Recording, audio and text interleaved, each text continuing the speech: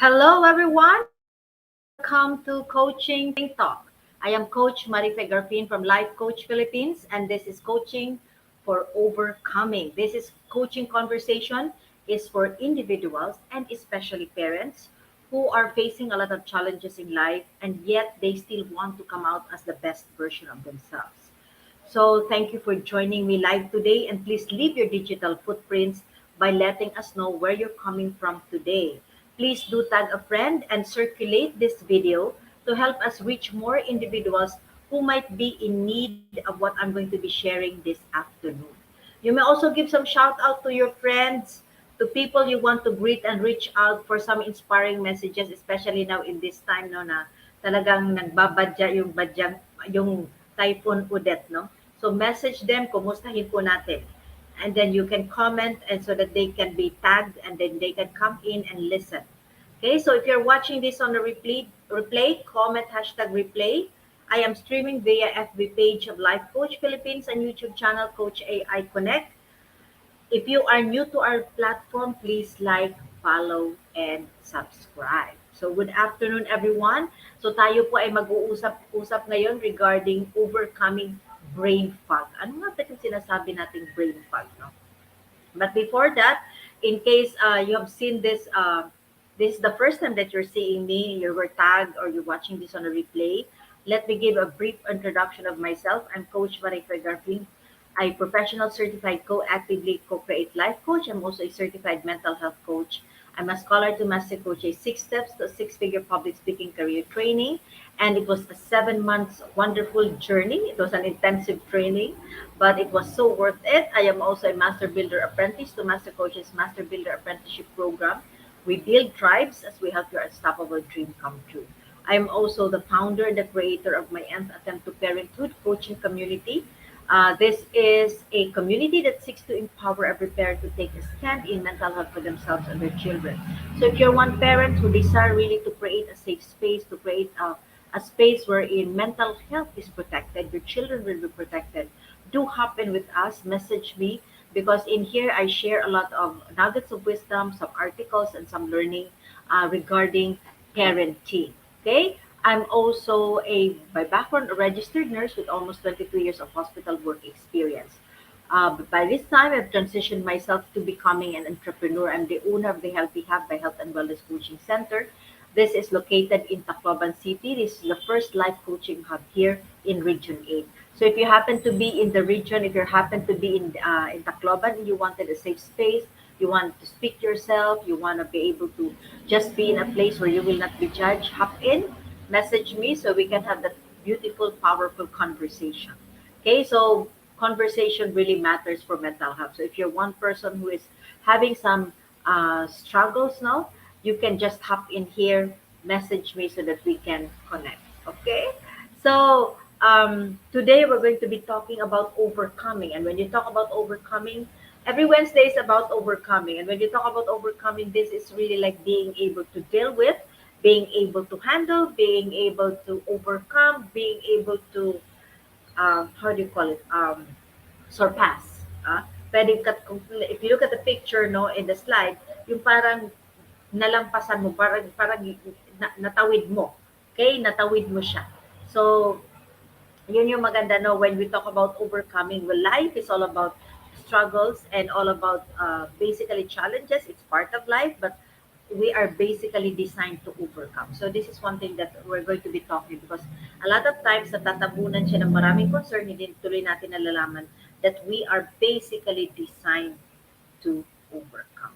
Okay, so we're going to be talking about brain fog. So just center, focus yourself. Alam ko medyo antok-antok pa tayo, no? So you can get your tea, your coffee, kunin niyo yung mga kape ninyo, kunin niyo yung mga something to munch on, no?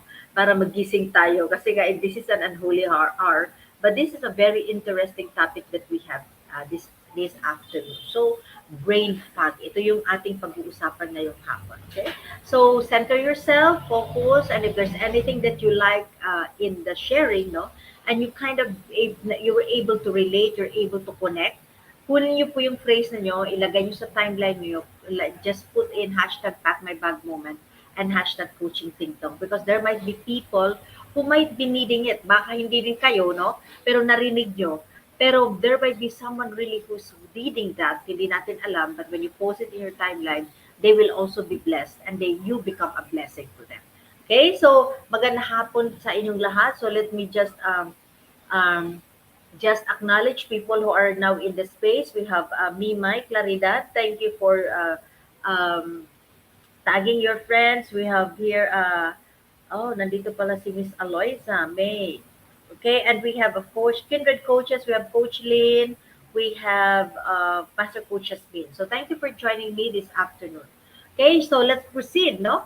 So what is brain fog?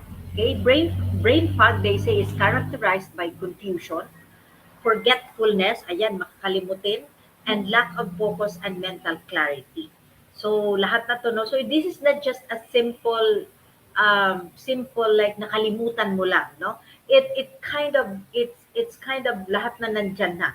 So, confused ka, palagi kang di mo alam anong iisipin, how to make decision, may mga nakakalimutan ka, and your lack of focus, like there's so many things going on, and hindi mo matapos-tapos yung trabaho mo. And of course, there's a lack of focus and lack of mental clarity. So, can you relate with this one? So, basically, no, yung aking mga kaidaran, no, yung aking mga 50-ish na mga kaidaran, mga friends dyan, no, medyo time to time tinatawag namin itong mga senior moments, no, wherein we forget, so many stuff, especially if you're you have so many things in your mind. So, yan ang tinatawag na brain fog. But on the cellular level, no, brain fog is believed to be caused by high levels of inflammation and changes to hormones that determine your mood, your energy, and focus. That's why malapit dito, no, malapit dito yung mga babae pong nagme-menopause, no? Because yung hormone, like for women, kami po, no, ang mga babae, tayo po mga babae, kung isa kang babae, no, at you're nearing your 40s and malapit ka na mag-50, no, yung ating pong hormone at this point ay pababa. Okay, pababa na siya. And because we are now, we're no longer in our productive years, definitely. So yung how do you call it? The purpose of the hormone, which is basically to carry the baby now. Of course, meron naman siyang mga purpose, no, in other functions of sa woman. That basically yung pinaka ano talaga niya is really, we're really like we carry our children, and what makes us really like being able to do that for 9 months and be able to breastfeed and to be able to sustain our energy is because of our hormones. But when we come to the later years of we are no longer productive, definitely natural siya magdi-decline. But because nga our body is not used to a low level of hormone, so there's kind of some problem that is happening in our body. Parang nag-withdrawal symptoms yung ating katawan kasi hindi siya sanay na ganun kababa yung ating hormones. Okay? So there's an inflammation going on. The imbalanced levels of hormones throws off the whole system. Kaya nga, di ba, hindi sanay yung katawan na ito bumababa yung level ng hormone. Kaya medyo nagkakaroon din ng transition, nagkakaroon ng confusion din yung katawan. Bakit ganito? Bakit kulang yung ganito? Okay? Because it has been used to functioning for long time nang ganun yung level ng hormone niya. Okay, so brain fog syndrome can lead to other conditions such as obesity, abnormal menstruation, and diabetes mellitus. That's why when you are when you are actually in your menopausal phase or nearing your menopausal phase, medyo na-experience mo na yung time to time may mga brain fog na because nga bumababa yung hormone. And at this time also, if this is also the best time, it's actually not the best time, but if you're not thinking of health, then this is the best time to do something about it, to see your doctors. Because kailangan talaga, usually brain fog should not happen had we taken care of ourselves in our younger days. So healthy aging is very important for each and everyone. So this is not fitness and nutrition. So pag-uusapan natin yung brain fog because it caused so much, nagkukos siya, no, to lower the confidence level, yung self-esteem ng tao na affected kasi nga palagi siyang imagine ka, sasabihin ka ng anak mo, naku, palagi ka nalang kakalimutan. Like my son would tell me, Mom, maybe you've forgotten something. You always forget something. They would always tell me that. And sometimes, pag hindi ka aware of your emotion and you're not the person who really express no, yung ibang tao, because nga very low ang hormone, nagiging sensitive sila, nagagalit sila. Okay, so nagagalit kasi nga parang ano ba, parang I am not being respected anymore. It has an impact, no? When you are in your menopausal phase and when you're experiencing some brain fog, it has an impact to your mental health, and it has an impact to you emotionally, because you kind of feel hindi ka naintindihan, bakit ganun yung mga tao, hindi ako nire-respeto, and all those things. But that's why you have to become, like, grow as a person, become a whole person, bago mo ma-experience yung brain fog. Supposed to be dapat yung brain fog na experience na ito ng mga katulad ko ng edad ko. Pag ikaw ay makakalimutin at bata, something that we need to really, you need to look into it, kasi nga dapat hindi ito nangyayari sa iyo kasi nga yung level of hormones mo okay pa, you're still active, no? But time and time again, there are some exemption. That's why we're talking about brain fog, because it might, affect you mentally, physically, and even emotionally and spiritually. Kasi nga pag naiba yung body function mo and you're not able to do the things that you used to do, there's transition, nag-a-adjust po tayo at it becomes stress. Na-stress po tayo, so it affects us. And stress can go into agitation, being angry, and being, isolating from other people because you don't want to hear some some negative output or negative feedbacks, no? So that's why we're talking about brain fog, because it's very important for you to understand that these things can happen. Okay? So, sabi ko nga, on a cellular level, no, talagang ganun po yung mga nangyayari. Sadali lang. Okay? So what are the causes of brain fog? Ano nga ba yung cause? Well, basically, it's rooted in lifestyle. Again, lifestyle. So habang bata po kayo, hindi pa ninyo inaabot ang yung edad ko, you have to really take care of yourself. Okay? Because especially if you have still big dreams, o yung maliliit pa yung mga anak mo, you have to be in your optimum function to be able to do the things that you need to do. Okay? So basically, it's rooted in lifestyle. This was a study conducted in the University of Bangkok, and they found out, no, that brain fog are caused by the following. Okay? First is electromagnetic radiation. Okay? Ito yung palagi ka na lang nagse-cellphone, you're always on the laptop, especially if you're working online, and then you are an introvert pa, ayaw mong lumabas ng bahay, yun, nandyan ka lang. So using cellphone, using your laptop always in front of the computer is something. That's why you need to get yourself out of it, no? A break of it. Stress, because when you're under stress, the brain is tense, so the flow of blood is slow and low. Kaya madaling magkaroon ng, may mga cells na namamatay kasi hindi inaabutan ng oxygen, which is found in your blood. Then lack of sleep. Kulang ka sa tulog. Remember that when you're sleeping, your body is able to be refreshed, recalibrate. Thus, it means that check the assimilation time is in that time when you're sleeping. Excuse me, the body does the repair and maintenance. So when you lack of sleep, hindi nakaka-recalibrate, hindi nakakabalik sa optimal function, hindi nakapag-repair and maintenance yung katawan.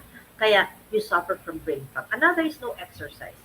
Exercise keep your brain alert. Exercise increases the level of hormones in your brain. So at optimum function siya. And of course, definitely diet. So the food that you're eating has an impact to your overall well-being. Kaya importante din na tinitingnan mo habang bata ka pa, no, and you're able to, okay naman po yung kumain talaga and enjoy the food that you like, but it should not be on a regular basis, because sooner or later when you reach my age, no, or you go to 40s and your hormones go down, ayun na. Lahat ng imagine a disease, no, ito dahil bata ka pa, pinipress niya ng ganun, hindi nakakapasok, no. But when your hormones are low because you are in your 40ish and your 50ish, it's a little bit wobbly.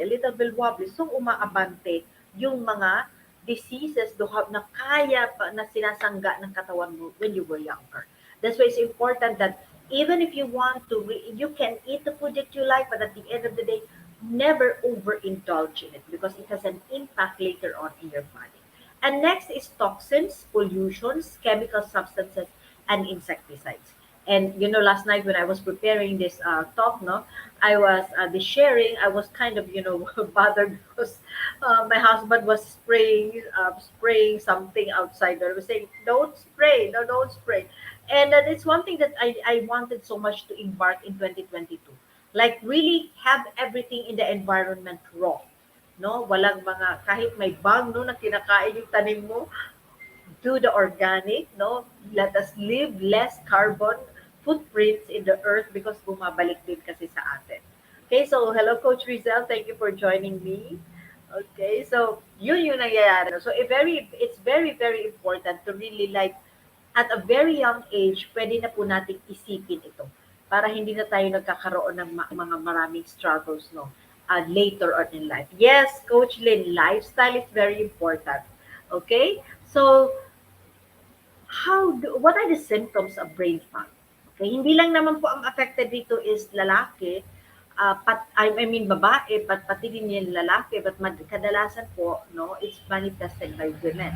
Because nga, nag-haywire yung hormones ng babae. Later na, ang lalaki kasi later na, during their 60s, late 60s and 70s, doon yung kanilang hormone medyo bumababa. Okay? So what are the symptoms of brain fog? Okay? You have trouble sleeping or insomnia. At ang hirap I've had this, no? I've had insomnia where I wake up at 2 a.m. and I can no longer sleep. And I have to wake up in the morning because I need to work. So napakahirap siya. It causes really like irritability in the person. Of course, headache, lalo na kung kulang ka sa tulog, you'll be having headache. Low energy or fatigue. Pagod ka. Siyempre, because hindi nakapag-repair and maintenance yung katawan sa gabi, so mapapagod ka talaga. So even if nakatulog, like matagal kang nakatulog, no? Pero paggising mo, bakit pagod ka pa rin?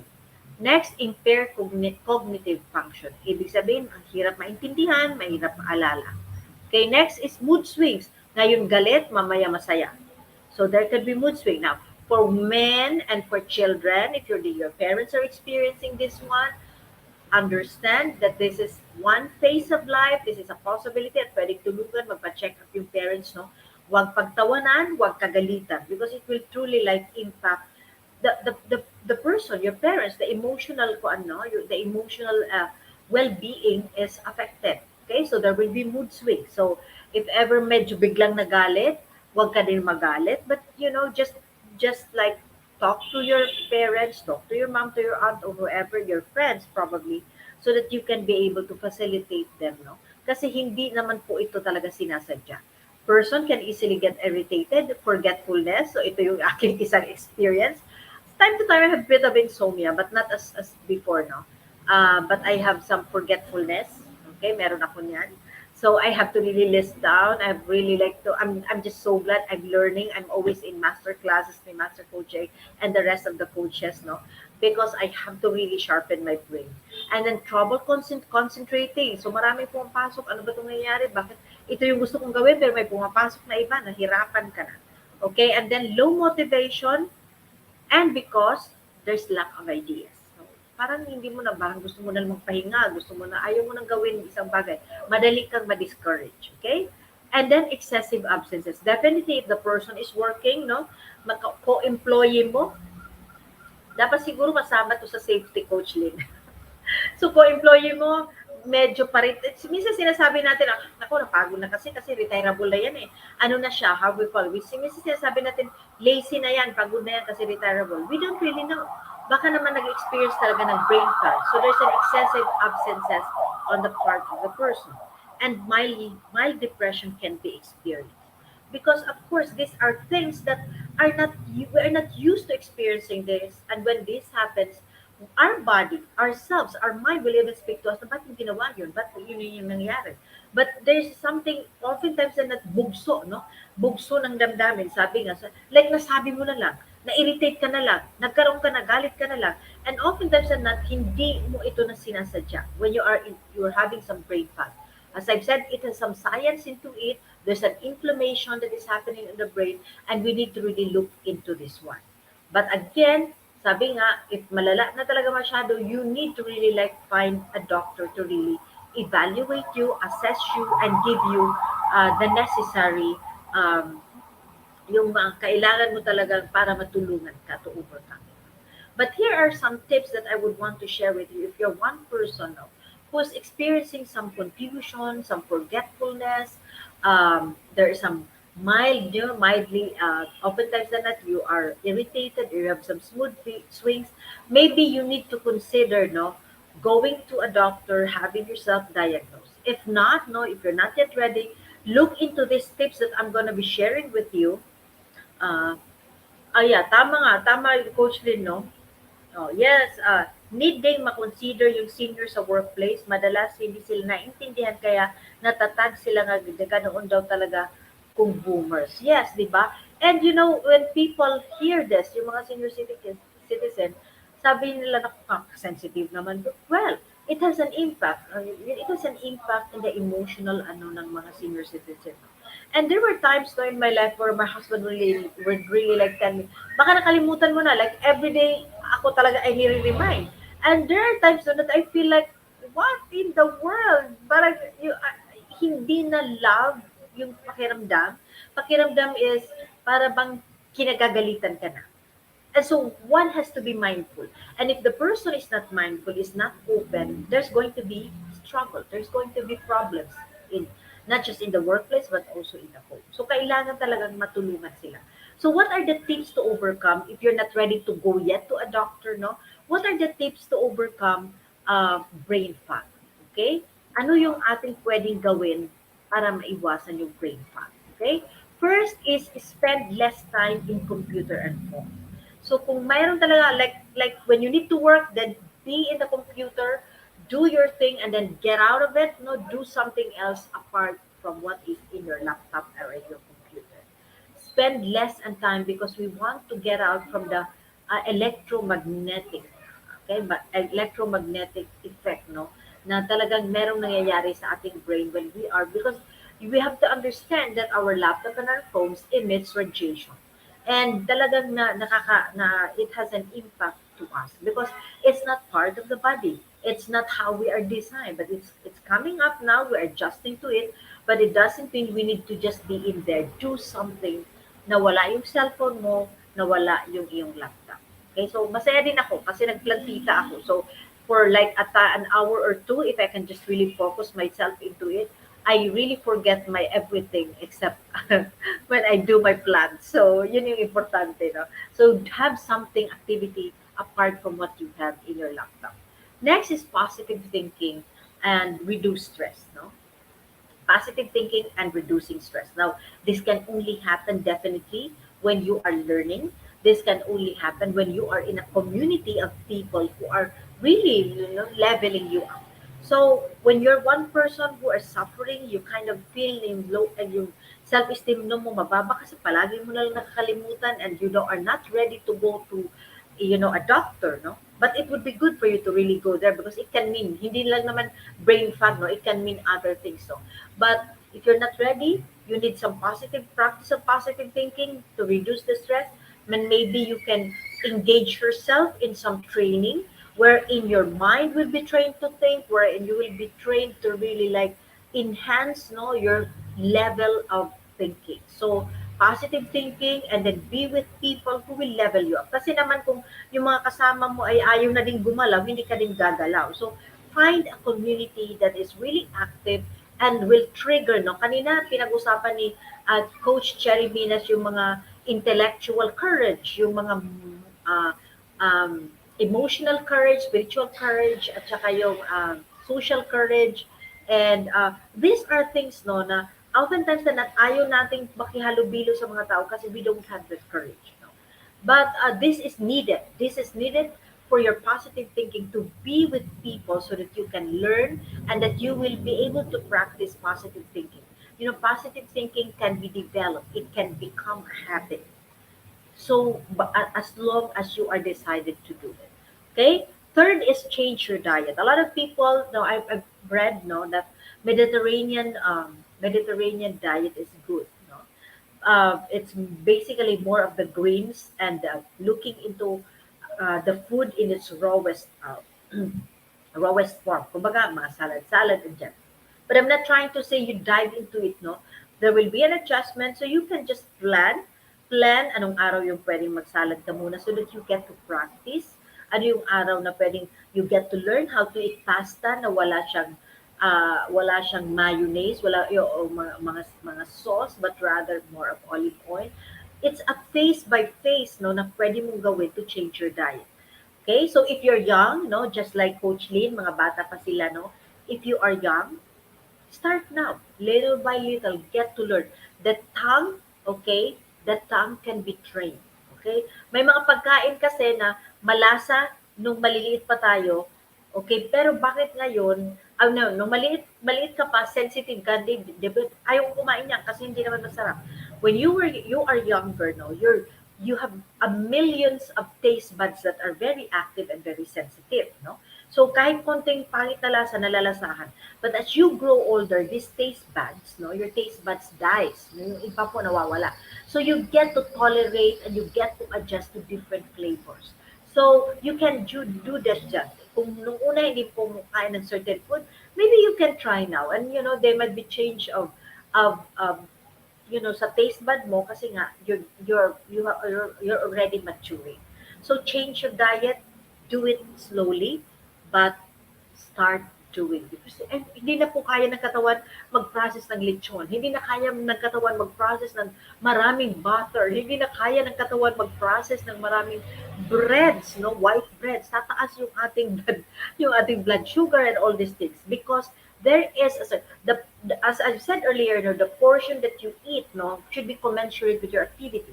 So if you're not as active as you used to be, your food intake should not be as large as that one because it does not serve anymore. Kasi nga you have less activity. Okay, so change of diet is very important. Look into healthy diet to help you when you are, so that you can be, if you are not yet experiencing brain fog, then maybe this is high time to start a healthy diet so that you will not develop it later in life. Next, get enough 7 to 8 hours of sleep. So go to bed at 10 p.m., wake up early morning, and do your thing. So sabi ko nga sa mga clients ko who are doing the weight loss, nahirapan silang mag-weight loss because nga kulang ng tulog. And remember, when you sleep, that's the time when the body does the repair and maintenance. Pag hindi po nakakaroon ng repair and maintenance, mahirap pong gumalaw yung katawan. At nahihirapan din yung metabolism mo, magbababa din. So get enough sleep para makapag-recalibrate.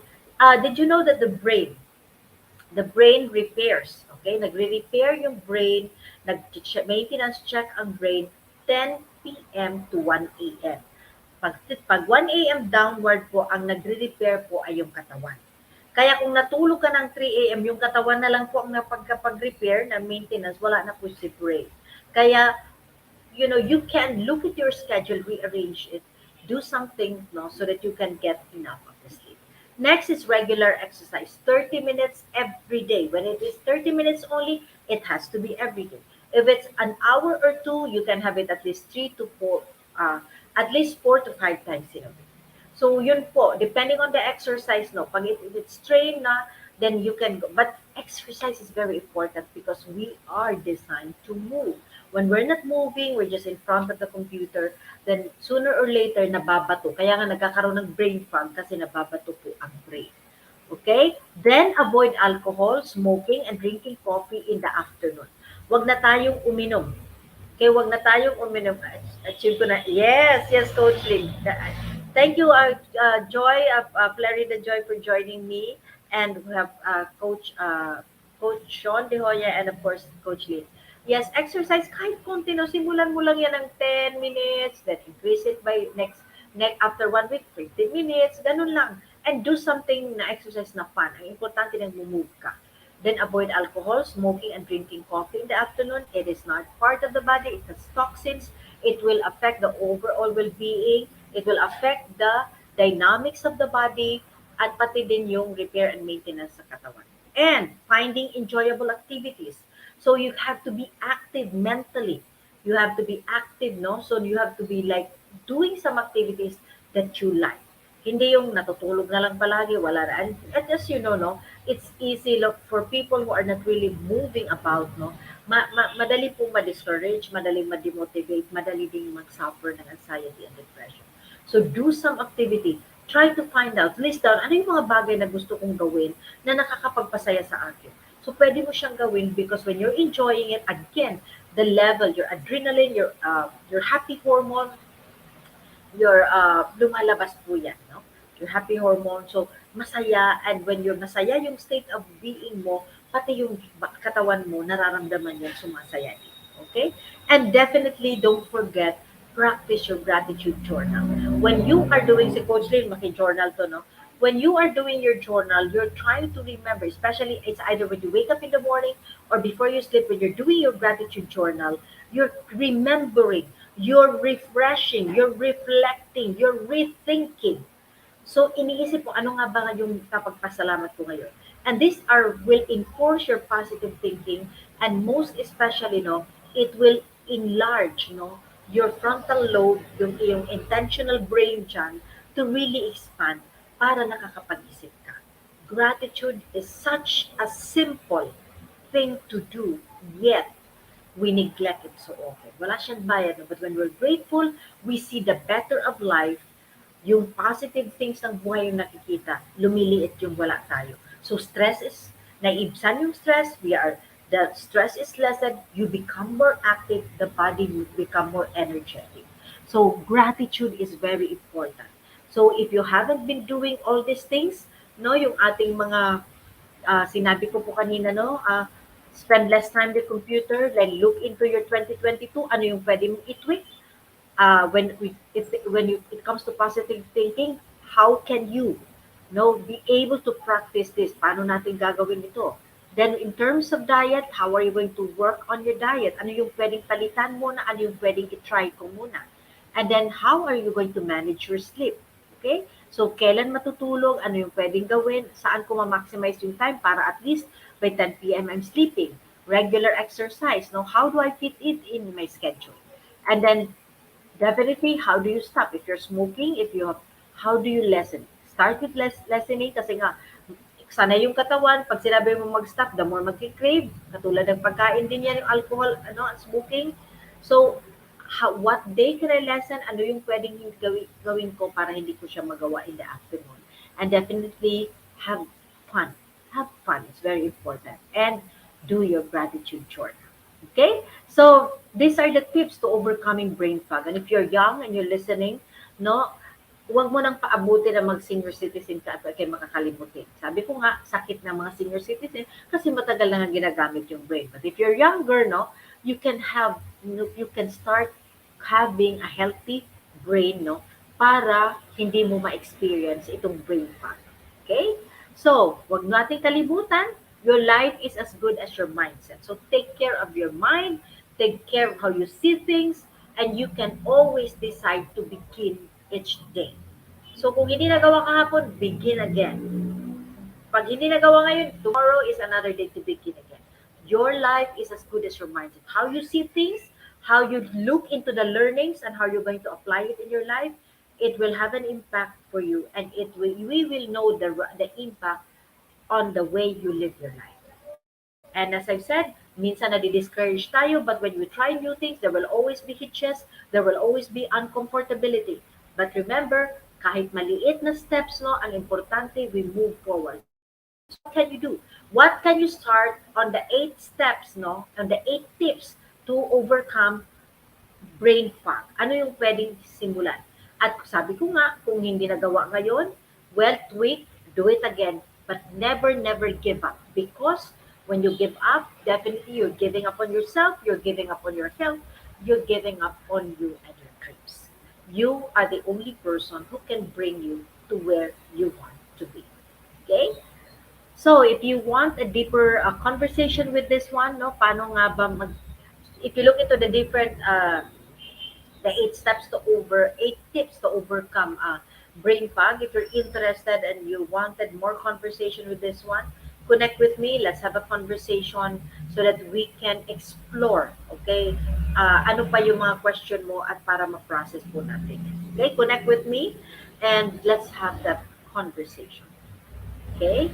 And let me invite each and every one of you know, if there are so many things, like when brain fog come, when struggles come, there is some anxiety, there is some uncertainty in us, there will be some disruption in our routine. Definitely, we get to experience what we call an upheaval.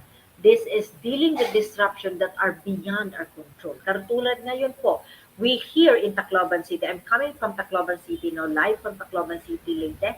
And ngayon po, madilim. Kanina may konting araw dumilim and there's kind of silence because of the impending storm.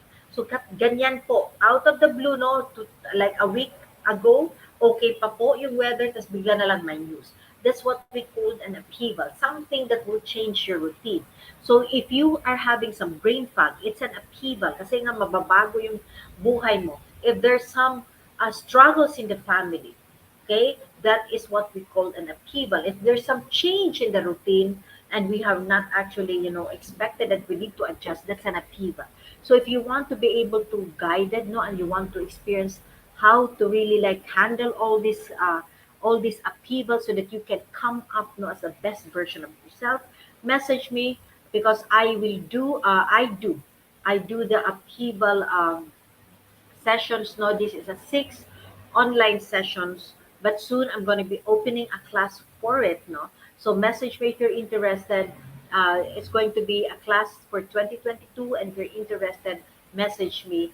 And this is one wonderful class, no, that will not only sharpen your brain, but at the same time will allow you to think positively, will increase, sabi nga ni Coach Cherry kanina, will increase your emotional courage, your spiritual courage, your intellectual courage, and even your social courage. So upheaval is one beautiful program. So if you're interested with this one or you're curious, not yet enrolling but wanted to learn more about it, message me, connect with me at 0975 uh 0975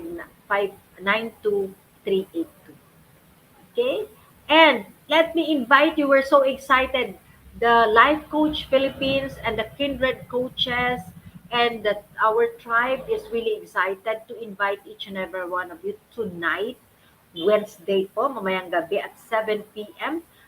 Coach Rizel will be in U-Turn and this is hosted by Master Coach A. And there's going to be really like a blast. And when you talk about U-Turn, these are really stories, beautiful stories of life's experiences that will encourage and empower you and will inspire you to think of becoming a better you. So if you want that learning, if you want also so much excitement, hop in tonight at the new channel at 7 p.m. because Coach Rizel will be there and will be experiencing how it is to be in a conversation with Master Coach A. Okay, so there will be powerful learning plus lots and lots of prizes. So nanalo na po ako. The first with Master Coaches meet in U-Turn, the premier episode, I won a gift certificate, 500 pesos. The second with Coach Kende, I won another gift certificate, and I'm so excited because I'm going to DCAP on this coming Christmas, no, and I'm gonna be using my gift certificate because I'm going to be bringing my daughter and my mom with me. Kaya, if you want mo, marami pong prizes po talaga mamaya, as in super, no, it's I think 55,000 if I'm not mistaken, Coach Rizel, no? So hop in with us, no? Hop in po mamaya. All you have to do is to tune in at pag sinabi sa inyong hashtag kung ano yung hinihingi ng host, no, put in and you have the chance to win those beautiful, beautiful prizes. Okay? So mamaya po yan 7 p.m. Also, let me invite you, December 18 po, we will have our, December 18 ba? Our trauma class, no? No, December 17th, sorry. December 17th, this is going to be Friday. We will have a trauma class. This we have been studying the different trauma, no, that is happening with us so that you get to understand and you get to really recalibrate what you're going to do. So it's an awareness really. So we have taken up understanding trauma in the landscape of 21st century, emotional hijack, and a big threat to well-being po is this coming Friday. So join us and let's learn, really level up. And again, it will help you overcome your brain fog. Then on December 18, this coming Saturday, okay, we are inviting you to hop in no, with us with another mental model masterclass.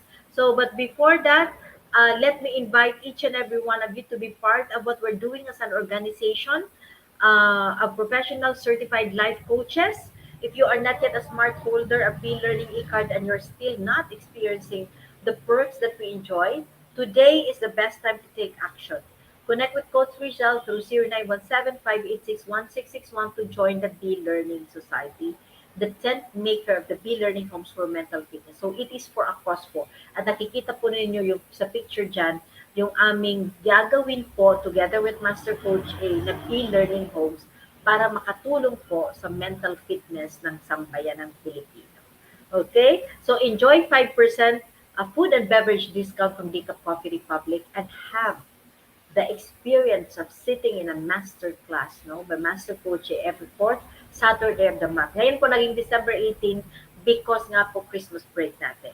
Okay? And experience a 90-minute free coaching session with senior coaches of Life Coach Philippines. And exciting because we're going to be talking about reinvention. So if you're one person who's thinking of going into a new business, going into another career, or you're retiring, oh, so this is that I sabi nga ni Master Coach A, there should never be a retirement but rather reinvention.